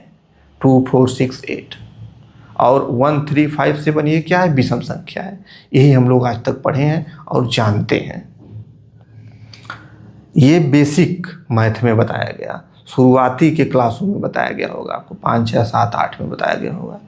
लेकिन जब इसे में पूर्णांक हम लोग ला देते हैं, इंटीजर ला देते हैं, प्राकृतिक संख्या के बाद जब हम लोग पूर्णांक पढ़ते हैं, तो फिर पूर्णांक में आप देखेंगे उसमें -1, -2, -3 ये सब भी सम्मिलित हो जाएगा। और सम संख्या की परिभाषा क्या है? जो 2 से विभाजित हो जाए। तो 2, 4, 6, 8 तो विभाजित हो जा रहा है, पॉजिटिव है, लेकिन -2, -4, -6, -8 ये भी तो विभाजित हो रहा है 2 से, तो ये भी हो गई सम संख्या। हो गई कि नहीं हो गई? हो गई। अब यहीं भी आपको ध्यान देना है। अब -2, -4, -6 ये सब भी क्या हो गई? ये भी एक सम संख्या हो गई, क्योंकि ये सारे 2 से विभाजित हो रहे हैं। और 2, 4, 6, 8 ये भी तो सम संख्या है ही। अब सबसे छोटी सम संख्या कौन होगी? भाई समझिए बात को, कि जैसे आज तक आप यही जानते थे ना, 2, 4, 6, 8 डॉट इनफाइनाइट, यही है आपकी सम संख्या। लेकिन आज आपको एक चीज़ और पता चलेगी, -2, -4, -6, -8 डॉट इनफाइनाइट, ये सब भी तो 2 से विभाजित है और ये सब भी 2 से विभाजित है। तो ये भी हो गई आपकी सम संख्या और ये भी हो गई सम संख्या। अब मैं आपसे पूछूं कि सबसे छोटी सम संख्या बताइए, तो अब इन सबको मिला के आप देखेंगे तो सबसे छोटी संख्या कैसे पता चलेगी? क्योंकि 2, 4, 6 से छोटा 2, 4, 6, 8 है। अब ये -8, -10 ऐसे आगे बढ़ती जाएगी, तो इनफाइनाइट, अनंत तक छोटी होती जाएगी ये संख्याएं। तो सबसे छोटी एकदम इनफाइनाइट के पास जाएंगे, सबसे छोटी इनफाइनाइट के, तो इससे डिसाइड नहीं हो पा रहा है कि सबसे छोटी क्या होगी, अनडिफाइंड हो गया, परिभाषित नहीं किया जा सकता इस हिसाब से। ठीक, लेकिन हम लोगों को बचपन में बताया गया है कि जो धनात्मक संख्याएं होती हैं वही सम संख्या होती हैं, 2 4 6 8, या प्राकृतिक संख्याओं में जो 2 से विभाजित हो जाए वही सम संख्या है। अब थोड़ा सा आगे बढ़ते हैं। यहाँ पे मैंने एक चार्ट बनाया है, थोड़ा सा इस चार्ट को समझिए।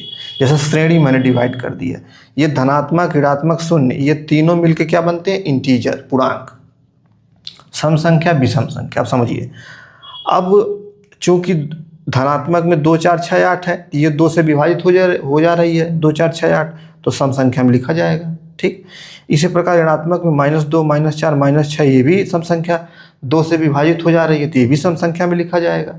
इसी प्रकार शून्य को भी मैंने लिखा है सम संख्या, क्योंकि ये भी 2 से विभाजित हो जा रहा है, तो ये सब तो सम संख्याएं हैं।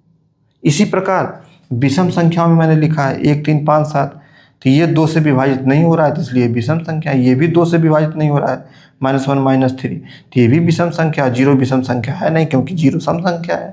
ठीक, तो ये चार्ट आपको कुछ कुछ क्लियर हो रहा होगा कि ये कहना क्या चाह रहा है चार्ट।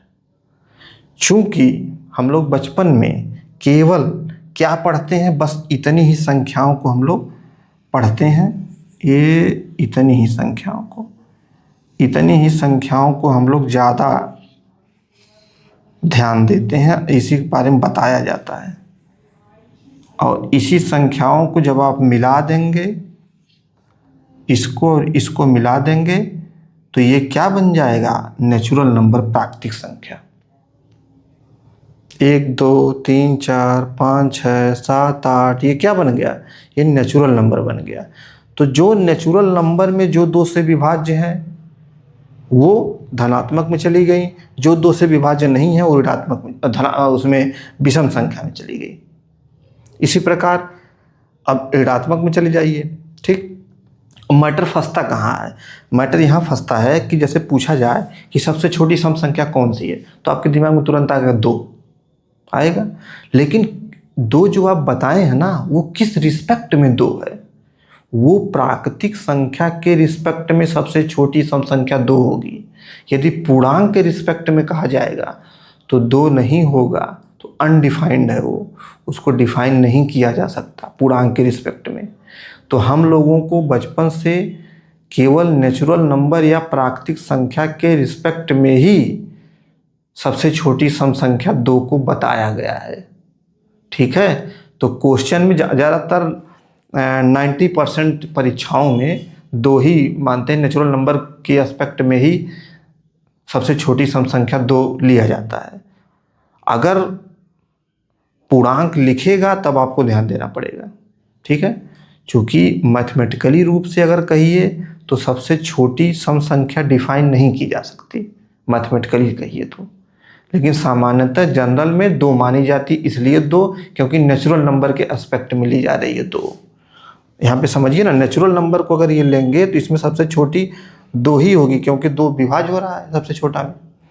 लेकिन अगर यही पूर्णांक के रिस्पेक्ट में लीजिए, पूरे के रिस्पेक्ट में, तो ये भी तो विभाजित हो रहा है 2 से, तो जब ये विभाजित हो रहा है 2 से, तो ये माइनस में है। अब ये ऋणात्मक संख्याएं हैं, अब ऋणात्मक संख्याएं ये -6 -8, ये अनंत तक धीरे धीरे जाती कम होती जाती, छोटी होती जाएंगी। -6 से छोटा -8, -8 से छोटा -10, ऐसे छोटा होता चला जाएगा। अब अंतिम वाला छोटा कितना होगा, क्या होगा, ये डिफाइन है, क्योंकि वो इनफाइनाइट है। तो इसलिए पूर्णांक में सबसे छोटी सम संख्या डिफाइन नहीं की जा सकती। और प्राकृतिक संख्या के रिस्पेक्ट में सबसे छोटी सम संख्या 2 होती है। जनरली 90% एग्जामों में यही बताया जाता है कि सबसे छोटी सम संख्या 2 होती है। तो ये बात छुपी रहती है कि वो प्राकृतिक संख्या के रिस्पेक्ट में है।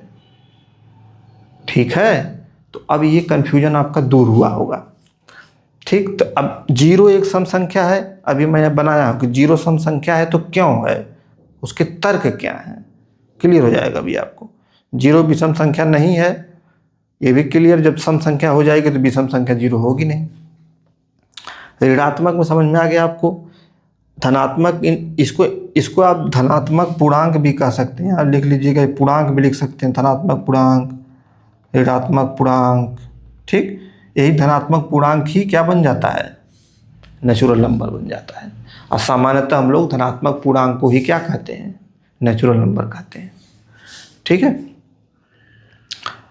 तो ये तना तो आपको समझ में आया होगा। ठीक, अब यहाँ पे मैंने लिखा सबसे छोटी सम व विषम संख्या का भ्रम, वही जो मैं समझाया वही उसको मैंने लिख दिया है। क्या है कि सबसे छोटी सम संख्या क्या है, सबसे छोटी विषम संख्या क्या है। आपको तो पता है कि सबसे छोटी सम संख्या 2 है, सबसे छोटी विषम संख्या 1 है।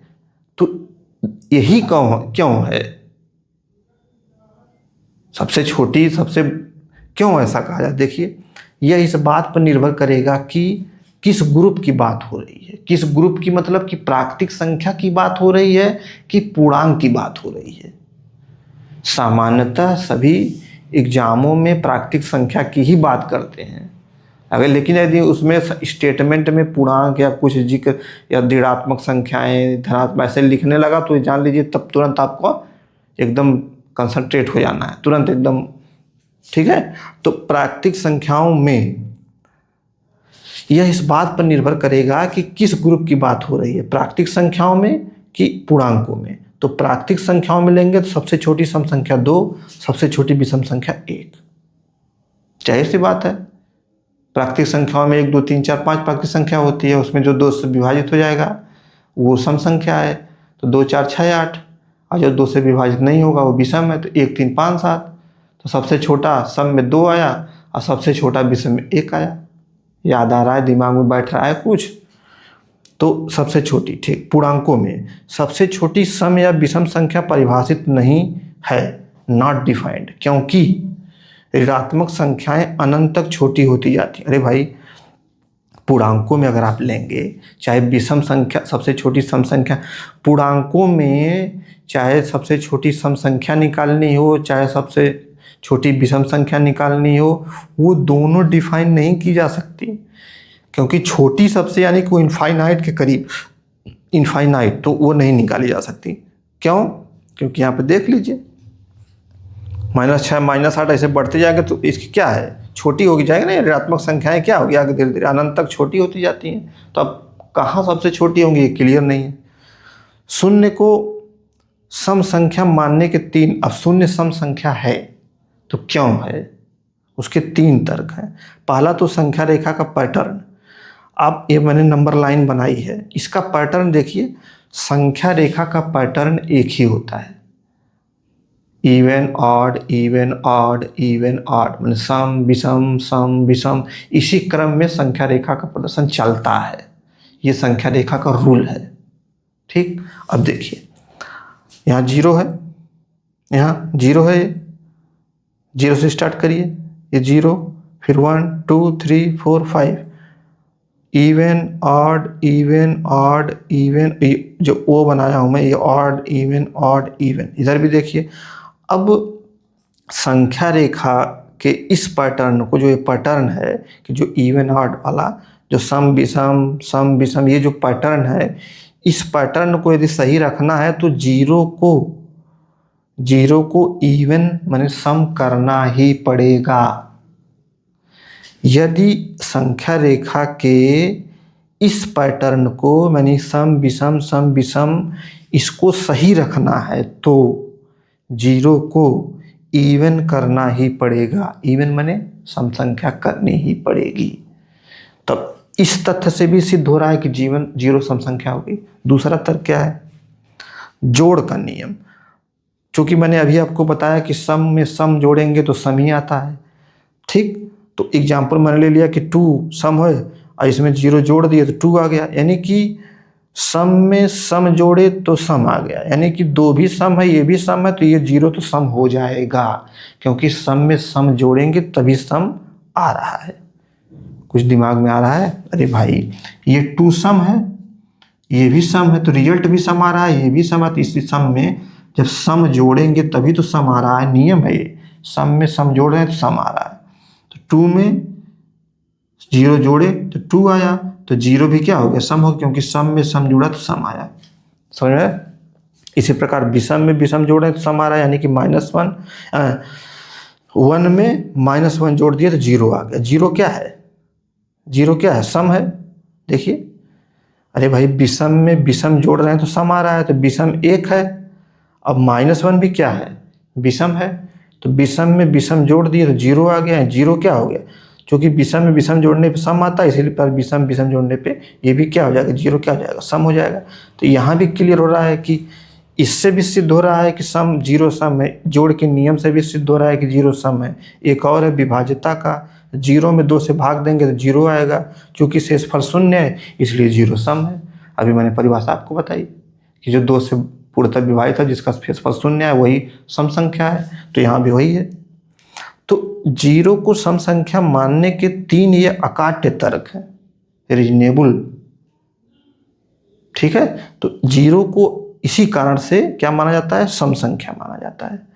तो अब ये चीज आपको क्लियर हो गई होगी कि सबसे छोटी सम संख्या सामान्यतः हम लोग 2 लेते हैं, सबसे छोटी विषम संख्या सामान्यतः हम लोग 1 लेते हैं। बेसिक मैथ में 90% परीक्षाओं में यही है रूल, लेकिन एडवांस मैथ पे या आपकी कंसेप्चुअल क्लैरिटी के लिए जो मैथमेटिकल रूल है वो यही है कि पूर्णांकों में अगर सभी संख्याओं को लेंगे तो सबसे छोटी संख्या निर्धारित नहीं की जा सकती। ठीक है, तो जो भी हम लोग फॉलो करते हैं वो प्राकृतिक संख्याओं के रिस्पेक्ट में हम लोग सबसे छोटी सम संख्या, सबसे छोटी विषम संख्या निकालते हैं, और आज तक हम लोगों को यही बताया गया है। ठीक है, तो अब इसका ओवरऑल इस टोटल का, अब 0 क्यों सम संख्या है?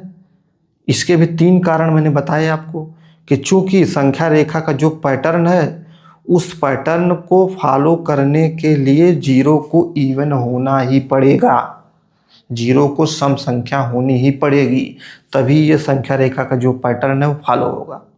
ठीक, दूसरा जोड़ का नियम। जोड़ का नियम एक है कि सम संख्या में सम संख्या जोड़ती हैं तो सम संख्या आती है। तो मान लीजिए कि सम संख्या 2 है, 2 में 0 जोड़ दिए तो 2 आ गया। तो इससे भी क्लियर हो रहा है कि 0 जो जोड़े हैं वो भी सम संख्या होगी, क्योंकि रिजल्ट सम संख्या ही आ रहा है। इसी प्रकार विभाज्यता में तो आप जान ही रहे हैं कि विभाज्यता में 2 से भाग देना है, 0 में शेषफल 0 आ रहा है, तो वो भी क्या हो गया? इसके हिसाब से भी 0 सम है। ठीक, तो 0 सम क्यों है ये क्लियर हो गया। ठीक है, अब आप इसको इसी तरह नोट कर लीजिए। आइए इसका अब थोड़ा सा हम निष्कर्ष आपको लिखवा देते हैं, क्या है सम व विषम संख्या पर परीक्षा के संबंध में निष्कर्ष। तो निष्कर्ष क्या होगा इसको भी थोड़ा हम लोग देख ही लेते हैं। पहला निष्कर्ष है कि कथन आधारित प्रश्न, यदि कोई एग्जाम में कोई क्वेश्चन आ रहा है जो स्टेटमेंट के तौर पर है और उस स्टेटमेंट में यह लिखा हो कि सभी सम संख्याएं धनात्मक होती हैं, तो ये कथन क्या होगा? गलत होगा, क्योंकि सभी सम संख्याएं धनात्मक नहीं होती हैं। -2, -4, -6 ये सब भी सम संख्याएं हैं और ये धनात्मक नहीं है। ठीक है, हालांकि ज़्यादातर एग्जामों में नेचुरल नंबर को ही लेकर सम संख्याएं डिसाइड होती हैं, नेचुरल नंबर के ही एस्पेक्ट में सम संख्याएं को निर्धारित किया जाता है ज़्यादातर एग्जाम, 90% एग्जामों में, इसीलिए 2 माना जाता है सबसे छोटी सम संख्या 2 है। लेकिन अगर पूर्णांकों के संदर्भ में देखेंगे तो फिर वो अलग हो जाएगा। ठीक है, तो यही है कि सम और विषम संख्या पर परीक्षा के संबंध निष्कर्ष। कथन आधारित प्रश्न में यदि प्रश्न में यह लिखा हो कि सभी सम संख्याएं धनात्मक होती हैं तो इस कथन को गलत टिक करना है, क्योंकि सम संख्याएं ऋणात्मक भी होती हैं, -4 होती हैं। यदि प्रश्न में लिखा हो कि 0 एक सम संख्या है तो उसे सही टिक करें। 0 एक सम संख्या है, इसका मैंने अभी आपको बताया, 3 तर्क बताया। अकाट्य तर्क है, क्यों है, क्या है, सब समझ गए होंगे आप। दूसरा, सम व विषम संख्याओं में सबसे छोटी संख्या का चुनाव। अब ये भी कन्फ्यूजन होता है कि सबसे छोटी सम संख्या क्या चुनाव करें, सबसे छोटी विषम संख्या क्या चुनाव करें। तो मैं आपको बता दूं कि 90% एग्जामों में नेचुरल नंबर के एस्पेक्ट में ही सम व विषम की बात होती है, इस कारण से सबसे छोटी संख्या क्या होगी? सम संख्या, सबसे छोटी सम संख्या 2 एवं सबसे छोटी विषम संख्या 1 होगी। तो मैं इसको पढ़ता हूँ। यदि प्रश्न में कोई विशेष शर्त नहीं है, प्रश्न में कोई अलग शर्त नहीं है कि पूर्णांकों के संदर्भ में बात की जा रही है या कुछ, या ऋणात्मक पूर्णांक के संदर्भ में बात की जा रही है, ऐसा कोई शर्त नहीं है, तो हम मान लेंगे कि नेचुरल नंबर के ही बारे में बात हो रही है।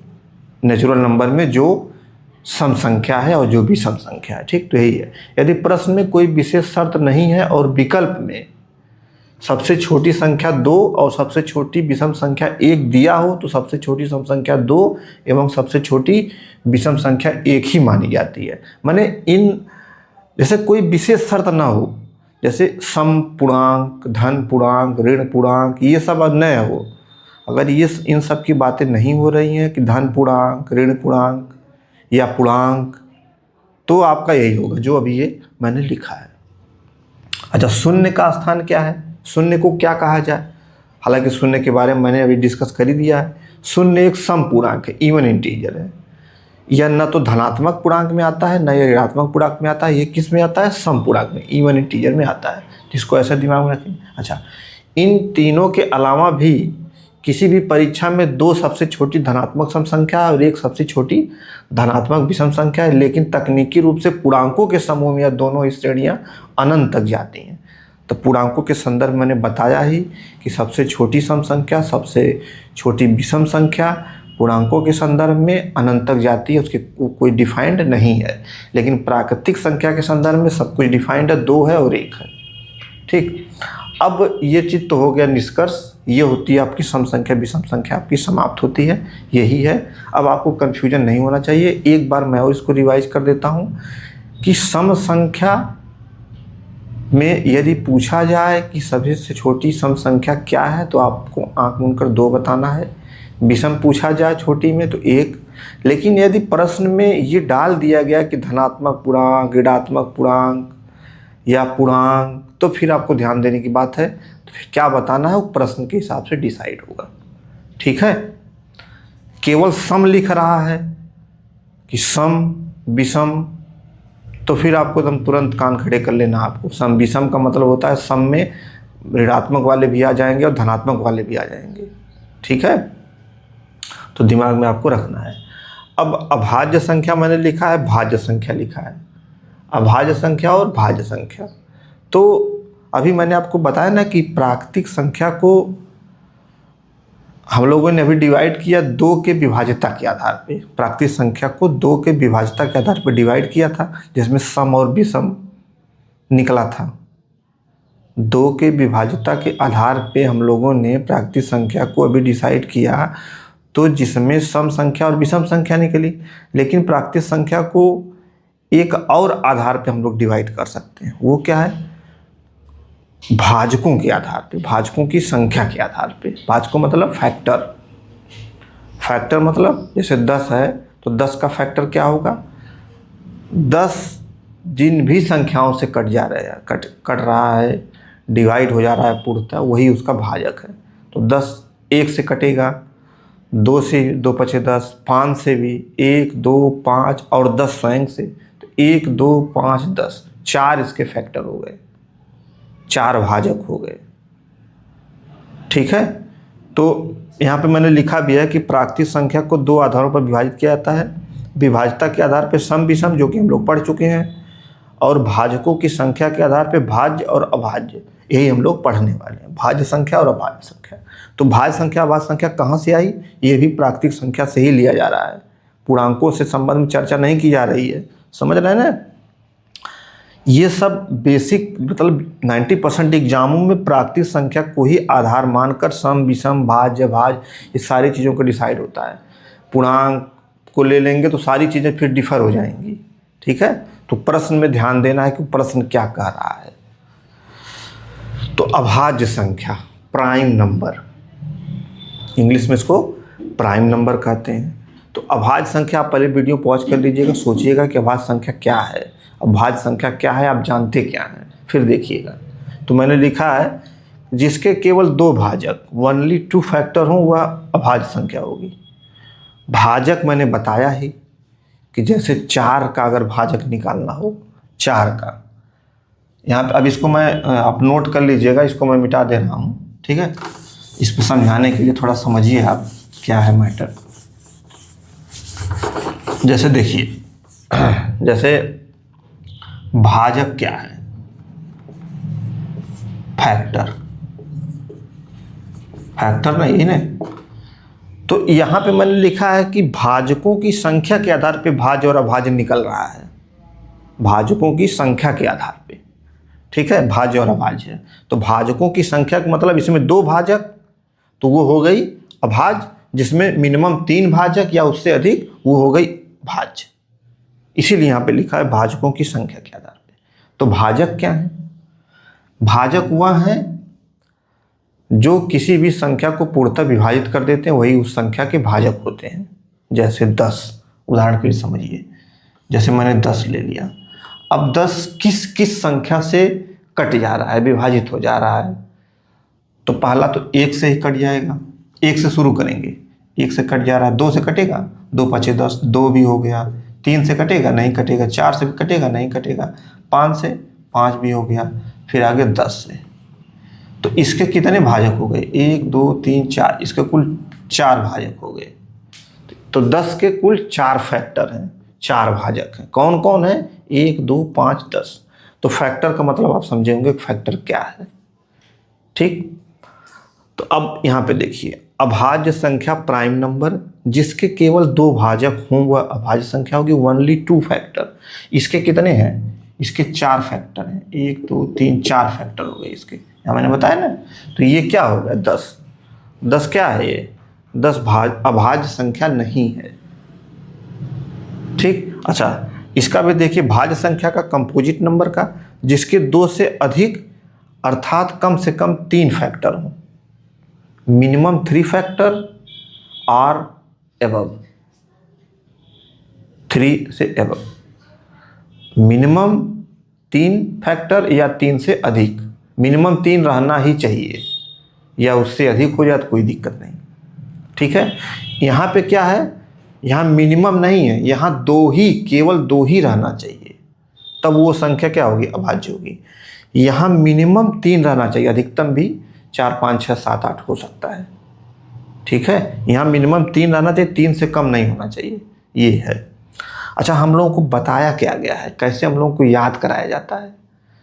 तो जैसे अभाज्य संख्या को हम लोग क्या बताया कि जो संख्या स्वयं से और 1 से क्या हो जाए? विभाजित हो जाए।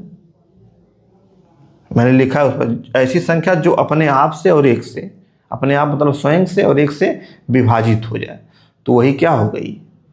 वो हो गई अभाज्य संख्या। ये परिभाषा गलत है, त्रुटिपूर्ण है। क्यों गलत है? क्यों गलत है? क्योंकि अभी आगे देखिए, अब यहाँ पे क्या, यहाँ पे भाज्य संख्या को क्या परिभाषा बताई जाती है? जनरली क्या बताई जाती है? जो मैंने बताया है तो सही परिभाषा है, लेकिन जनरली क्या बताई जाती है कि वह संख्या जो स्वयं से या 1 से अधिक विभाजित हो जाए, ठीक है। तो इसीलिए 1 या 1 से अधिक विभाजक उसको, तो इसीलिए 3 फैक्टर्स होते हैं इसमें। तो ये दोनों जो प्रचलित है परिभाषा वो गलत है, क्योंकि अब मैं आपसे पूछूं कि 1 जो है क्या है, भाज्य है कि अभाज्य है? 1 भाज्य संख्या है कि अभाज्य संख्या है? वीडियो पॉज करिए, सोचिएगा, फिर देखिएगा। तो 1 को अब इस वाले परिभाषा में सेट करिए। देखिए, केवल 2 भाजक, तो 1 तो स्वयं है 1 और दूसरा 1, तो 1 ही तो हुआ। अरे भाई, 1 के कितने फैक्टर हैं? 1 के 1 ही फैक्टर है, 1 ही फैक्टर है। और इसमें कह रहा है केवल 2 भाजक, मिनिमम ओनली 2, तो 2 तो है नहीं, 1 है, यानी कि ये 1 क्या हुआ? अभाज्य संख्या नहीं है। फिर भाज्य संख्या, तो भाज्य संख्या के लिए तो मिनिमम 3 फैक्टर्स चाहिए, यहाँ तो 1 ही फैक्टर है, तो यानी कि भाज्य संख्या भी एक भाज्य संख्या भी नहीं है। तो एक ना तो भाज्य संख्या है ना तो अभाज्य संख्या है, दिमाग में रखेंगे। It's very important. एक ना तो भाज्य संख्या है ना ही अभाज्य संख्या है। नोट में मैंने लिख दिया है, एक ना तो भाज्य है और ना ही अभाज्य है। ठीक, तो अब एक चीज़ और थोड़ा सा मैं आपको बताता हूँ, जैसे फैक्टर्स के बारे में थोड़ा। 1 से लेकर 10 तक का हम लोग फैक्टर निकालते हैं।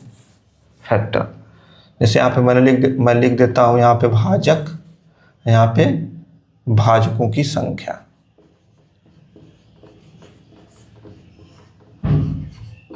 यहाँ फैक्टर, यहाँ नंबर ऑफ फैक्टर लिख लीजिएगा। अब 1 2 3 4 5 6 7 8 9 10, 10 तक का मैंने लिखा। अब इन सब का जो है फैक्टर निकालिए। 1 का क्या होगा, केवल 1। 2 का क्या होगा, 1 और 2। 3 का क्या होगा, 1 और 3। 4 का क्या होगा, 1 2 4। 5 का क्या होगा, 1 और 5। 6 का क्या होगा, 1 2 3 6, 1 2 3 6। 7 का क्या होगा, 1 और 7। 8 का क्या होगा, 1 2 4 8। 9 का क्या होगा, 1 3 और 9। 10 का क्या होगा, 2 5, 1 2 5 10। अब देखिए ये क्या है सब, ये सब इसके क्या है, फैक्टर्स हैं। तो 1 का 1 यानी कि इसका केवल 1 होगा। इसका 1 2, इसके 2 फैक्टर हो गए। 2 के 2 फैक्टर, 3 के भी 2 फैक्टर, 3 के भी 2 फैक्टर। 4 के 3 फैक्टर, 5 के 2 फैक्टर, 6 के 4 फैक्टर, 7 के 2 फैक्टर, 8 के 4 फैक्टर, 9 के 3 फैक्टर, 10 के 4 फैक्टर। तो ये फैक्टर हैं, मतलब ये संख्या है, ये इनके फैक्टर हैं। यहाँ पे मैंने ये संख्या है और ये भाजक है। ये संख्या है, ये सब भाजक है और ये भाजकों की संख्या है। क्या भाजक किसके किसके हैं, तो ये चीज़ आपको क्लियर हो गई होगी। अब देखिए यहाँ पे 1 2 3, तो ये 1 से लेकर 10 तक के आपको क्लियर हो गया होगा कि भाजक क्या है, कैसे हैं। ठीक, अब इसमें हम लोग देखा जाए भाज्य संख्या और अभाज्य संख्या में कि 1 से लेकर 50 तक में कुल कितने अभाज्य संख्या हैं और 1 से लेकर 50 तक में कुल कितने भाज्य संख्या है। तो मैंने यहाँ पे लिखा है एग्जाम्पल में, अभाज्य संख्या 1 है। 1 तो मैंने क्लियर कर दिया कि 1 ना तो भाज्य है ना तो अभाज्य है, तो 2 से स्टार्ट होगा। क्यों 2 से स्टार्ट होगा ये अभाज्य संख्या, क्योंकि अभाज्य संख्या की परिभाषा ही है कि 2 भाजक होना चाहिए, 2 फैक्टर, केवल 2 फैक्टर। तो 1 2 का मैंने बोला ना, ये देखिए 2 फैक्टर है, जिसके जिसके 2 फैक्टर है वो सब क्या होगा, देखिए 2 3 5 7, 2 3 5 7, जिसके जिसके 2 2 फैक्टर हैं वो ऐसे ही बढ़ते जाएंगे। तो 50 तक में हम लोग देखते हैं, तो 2 3 5 7 11 13 17 19 का देखिए, 19 का 1 से भाग जाएगी और 19 से जाएगी। 23 में भी वही दशा, इस सब में वही दशा, 47 तक। तो ये 1 से लेके 50 तक है, कुल 15 हैं। 1 2 3 4 5 6 7 8 9 10 11 13 14 15। तो 1 से लेके 50 तक में कुल 15 अभाज्य संख्या आती हैं। 1 से लेके 50 तक में कुल 15 अभाज्य संख्या आती हैं। कैसे आती हैं, इस परिभाषा से आप गिनती लिखकर चेक कर सकते हैं कि अगर 2 लेंगे तो 2 का 2 फैक्टर होना चाहिए। 2 का 2 फैक्टर है, यहाँ पे एक तो 1 है, एक 2 है, तो 2 फैक्टर है। इसी हिसाब से सबका 2 2 फैक्टर हो, जिसका जिसका 2 फैक्टर है वो किस में आएगी, किस संख्या में, अभाज्य संख्या में। 1 से लेके 50 तक में कुल 15 अभाज्य संख्याएं हैं और 1 से लेके 100 तक में कुल 25 अभाज्य संख्याएं हैं। अब निकाल लीजिएगा। ठीक, अब भाज्य संख्या 1 से लेके 50 तक में भाज्य संख्या कितनी होगी, तो अब देखिए यहाँ पे 4 6 8 9 मैंने लिखा, यहाँ पे लिखा है कि 2 से अधिक माने कम से कम 3 भाजक होने चाहिए, मिनिमम 3 फैक्टर्स। तो अब 4 का देखिए, 4 का 3 फैक्टर है, यहाँ 4 देखिए 1 2 3, ये हो गया 4 का।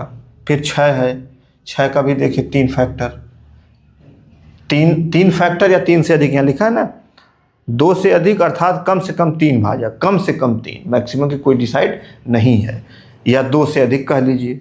तो 2 से अधिक में यानी 3 या 4 या 5 या 6 या 7 जितने भी फैक्टर आ जाए।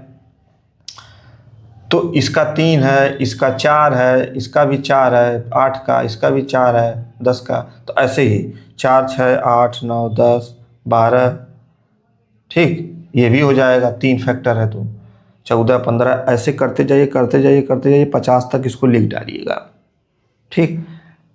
अब लिख के गिन सकते हैं, या दूसरा तरीका कैसे हम लोग निकाल सकते, 1 से 50 तक में कुल भाज्य संख्या निकालना है। 1 से 50 तक में कुल भाज्य संख्या, तो कुल 1 से 50 तक में कुल नंबर कितने हो गए?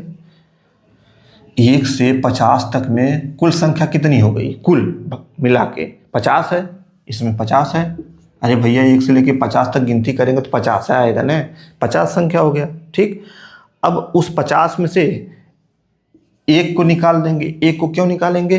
क्योंकि ना वो भाज्य है ना अभाज्य है, तो 50 माइनस 1 कर देंगे।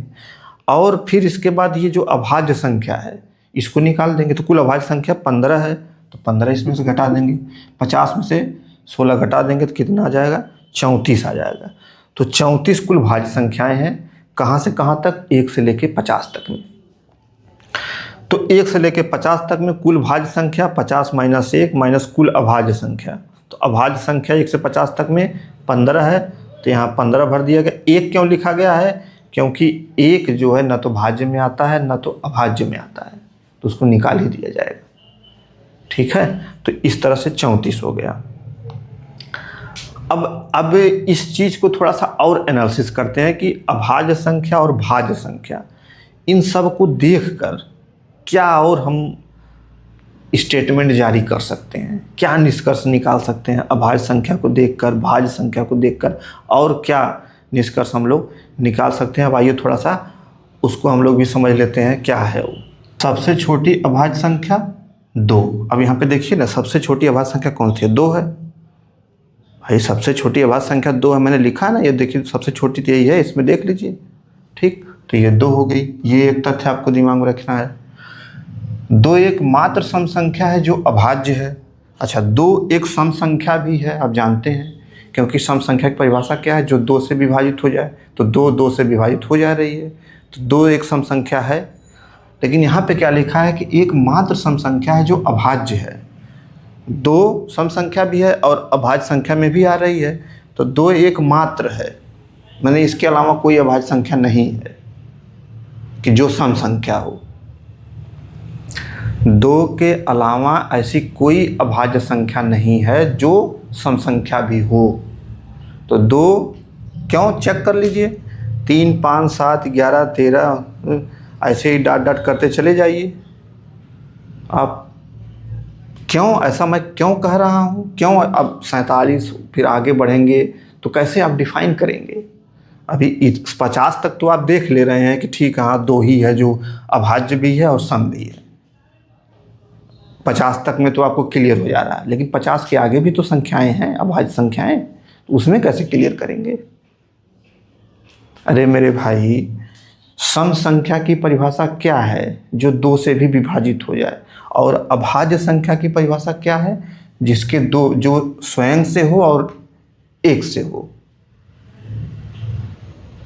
स्वयं से हो और 1 से हो। तो 2 क्या है? स्वयं से भी हो रहा है, 1 से भी हो रहा है, और 2 से भी। 2 माने सम संख्या वाली परिभाषा वाले से।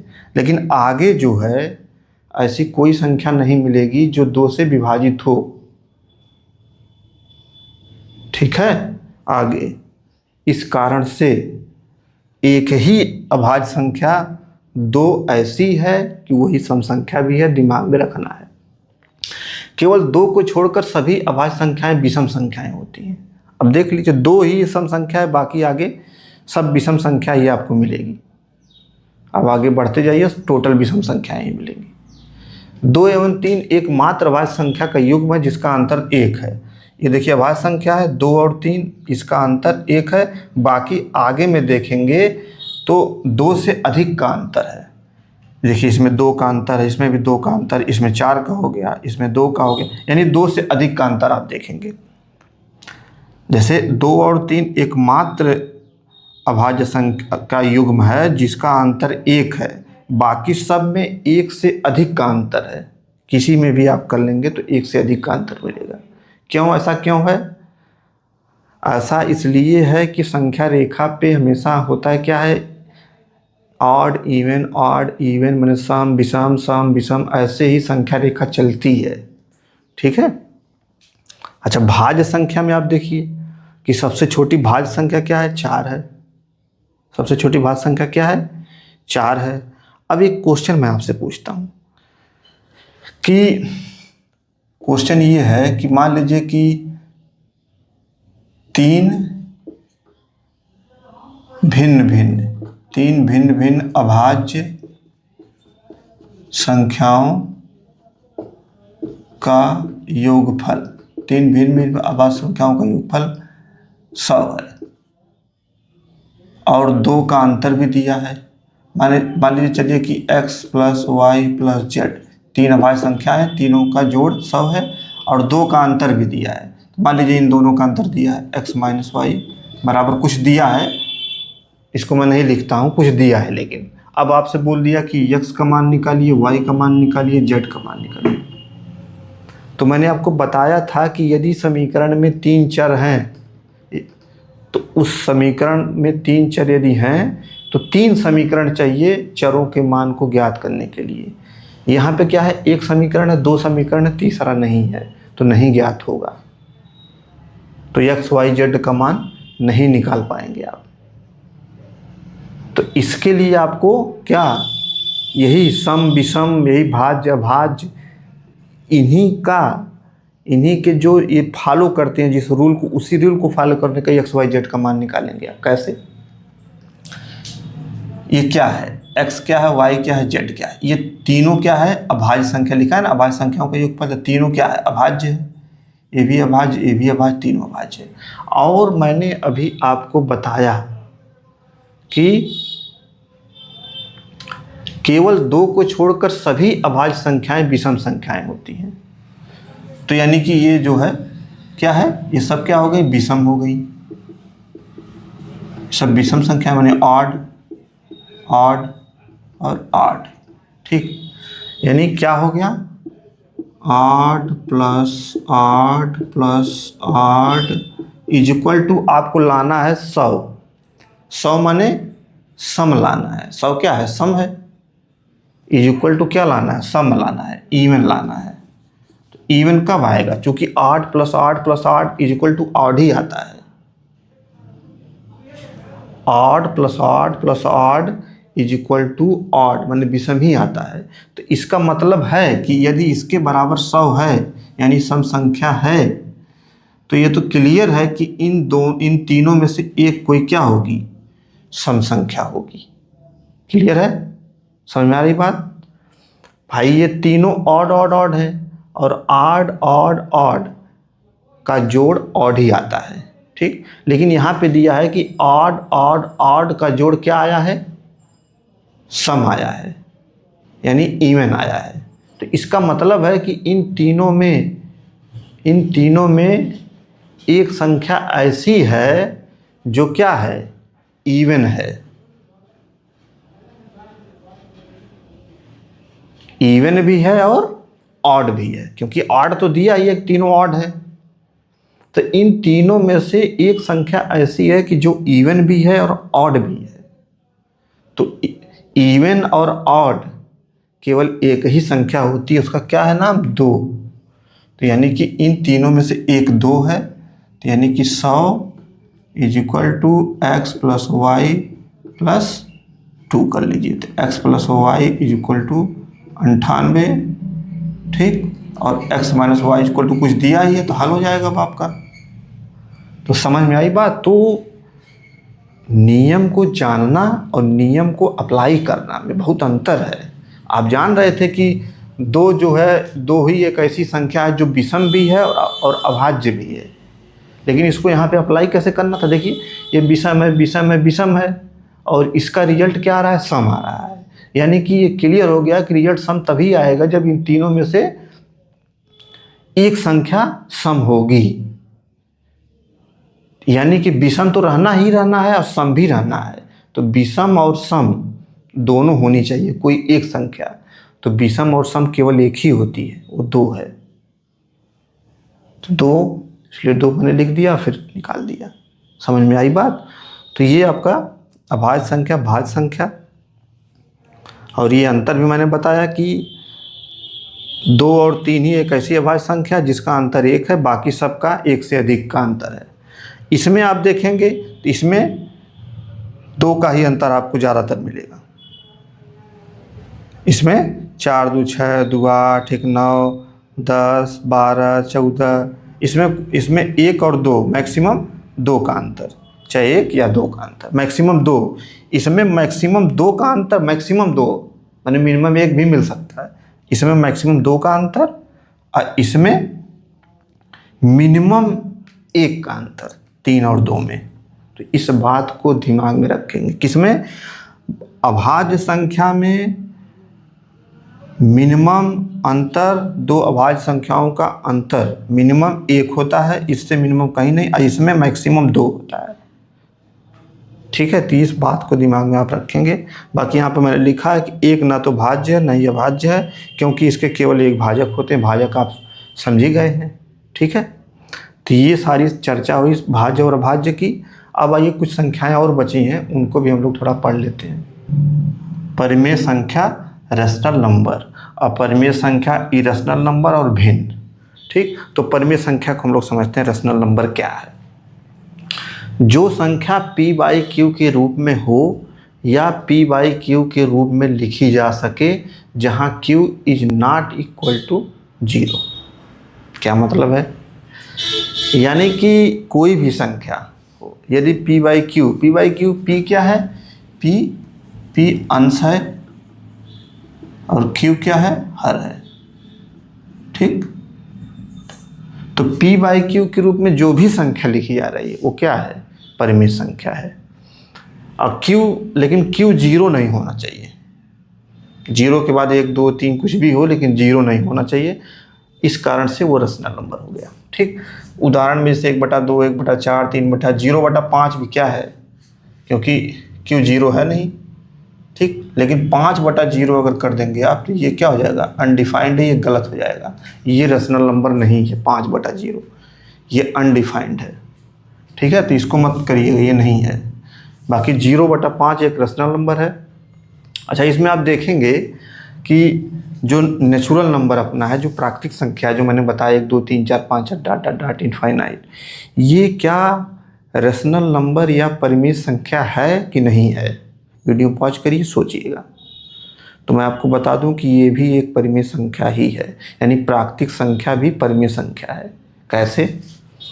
सभी प्राकृतिक संख्याएं परिमेय संख्याएं होती हैं, ये आप दिमाग में रखेंगे। 1 2 3 4 5 डॉट, ये क्या है? परिमेय संख्या। सबका बाई 1 कर दीजिए। यहाँ तो लिखा है q does not equal, q 0 नहीं होना चाहिए, बाकी कुछ भी हो तो 1 2 1 1 है, तो ये क्या हो गई? ये परिमेय संख्या हो गई। ठीक है, तो अब इससे क्या है? जैसे अब इसमें प्राकृतिक संख्या भी आ गई, पूर्ण संख्या भी आ जाएगी, क्योंकि 0 है ना, 0/5 0 भी आ गया, 1 2 3 4 5 भी आ गया, -1 -2 वो भी आ जाएगा भाई। उसको भी तो हम लिख सकते हैं -2/5, ये भी आ गया। यानी कि जितनी भी संख्याएं हैं, केवल अपरिमेय संख्या को छोड़कर सारी संख्या, जो मतलब अब तक हम लोग जितना मैंने आपको बताया, इसको छोड़कर अपरिमेय को, जितना भी संख्याएं अब तक मैंने बताया, चाहे भाज्य संख्या, चाहे भाज्य संख्या, चाहे प्राकृतिक संख्या, पूर्ण संख्या, जितना भी मैंने बताया, सब का माई बाप कौन है? परिमेय संख्या ही है। यानी कि घर का मालिक है, एक तरह से कहिए परिमेय संख्या। ठीक है, सब परिमेय संख्या के अंतर्गत ही समा जाते हैं। ये भिन्न भी जो है परिमेय संख्या के अंतर्गत ही आती है, उसी का एक रूप है ये भिन्न। ठीक है, तो परिमेय संख्या समझ गए होंगे। अपरिमेय संख्या, इरेशनल नंबर, जिसे p/q के रूप में नहीं लिखा जा सकता। तो जो p/q के रूप में नहीं लिख सकते वो है, एग्जाम्पल में √2, √3, पाई, √5, 1/√2, ये सब मैंने एग्जाम्पल दिया है। अच्छा, अब एक चीज़ कन्फ्यूजन आपको दिमाग में हो रहा होगा कि क्या 0.25 0.25 एक परिमेय संख्या है कि अपरिमेय संख्या है, क्या है? √2 को कैसे पता चला कि ये एक अपरिमेय संख्या है? √3 कैसे पता चला कि ये एक अपरिमेय संख्या है? इसके लिए मुझे आपको डेसिमल एक्सपेंशन बताना पड़ेगा, दशमलव प्रसार बताना पड़ेगा, संख्याओं का दशमलव प्रसार बताना पड़ेगा। ठीक है, तो इस चीज़ को हम लोग आज रहने देते हैं, आगे के क्लास में मैं उसको बता दूंगा आपको कि कैसे पहचानेंगे हम कि इरेशनल नंबर कौन है और रेशनल नंबर कौन है। कुछ संख्याएं तो देख के ही पता चल जाएंगी, लेकिन कुछ में आपको दशमलव का प्रसार आपको समझना पड़ेगा, वो आगे क्लास में आपको बताऊंगा, तब आपकी चीज़ें ये √t √3 ये सब सारी चीज़ें क्लियर हो जाएंगी। एक एक्सपोनेंशियल होता है, e होता है, वो भी अपरिमेय में ही आता है, 1/√2 भी अपरिमेय में ही है। ये 0.25 आपके लिए एक तरह से हो गया प्रश्न, अपरिमेय है कि परिमेय है, क्या है? हालांकि इसको आप बदल सकते हैं, 0.25 को लिख सकते हैं 25/100, 25 चौको 100, 1/4। तो ये 1/4 क्या है तो परिमेय, 1/4 क्या है? परिमेय संख्या है। ठीक, लेकिन अगर मैं ये लिख दूं कि √2 का मान क्या होगा? दशमलव क्या है? 141 क्या जो भी है, तो क्या है? तो क्यों ये अपरिमेय हो गई? इसी बात को हम लोग समझेंगे किसमें, जब दशमलव प्रसार में बताऊंगा, आगे की क्लास में होगा वो। ठीक, तो अपरिमेय संख्या आपको समझ में आ गई कि परिमेय अपरिमेय, यही परिमेय संख्या और अपरिमेय संख्या मिलके कॉम्प्लेक्स नंबर बनाते हैं। समृद्ध संख्या, एक समृद्ध संख्या आगे मैं बताऊंगा, वो समझ में आपको। समृद्ध संख्या में ये क्या होता है? वास्तविक संख्या और काल्पनिक संख्या। वास्तविक संख्या में ये सब आते हैं, परिमेय अपरिमेय सारा। ठीक है, अच्छा भिन्न, तो भिन्न भी क्या है? भिन्न भी फ्रैक्शन क्या है? फ्रैक्शन भी एक प्रकार की परिमेय संख्या ही है। किस प्रकार की परिमेय संख्या है? ऐसी परिमेय संख्या जिसका हर एक के बराबर ना हो मत समझ लीजिएगा, ना हो, जिसका हर एक के बराबर ना हो, वो क्या है? भिन्न है। जैसे 6/3 भिन्न नहीं है, मैंने लिखा है, क्योंकि हर तो 3 है, एक के बराबर तो नहीं। अरे भाई, इसको जब हल करेंगे तो 3 दूनी 6, 2 आ जाएगा, 2/1 हो जाएगा, तो क्या हो गया? ये एक क्या है? हर है, हर एक के बराबर हो गया, यानी कि 6/3 क्या है? भिन्न नहीं है। तो इस बात को दिमाग में रखेंगे।